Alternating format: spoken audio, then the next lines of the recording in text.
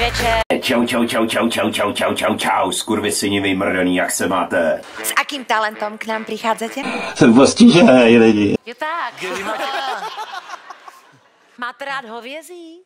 To má být jako co ty kundový mrdaná. Budete zpívat nebo hrát?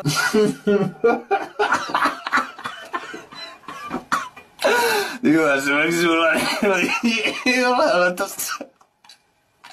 je zabijácký, ty vole. Počkej, tak si to rekapitulujeme. Přišel z České republiky z Mostu chlapík. Si musím nalejt vodu, že já, kurva, mám žízeň, kurva, hrozný sucho, to vím. Jste tu správně, pódium je vaše. Cigarety, jo, mňam.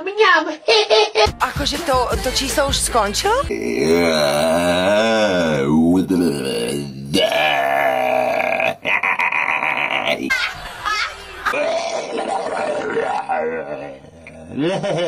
Ano. Bylo to vynikající, ale jednou to absolutně stačilo. Já musím říct ne.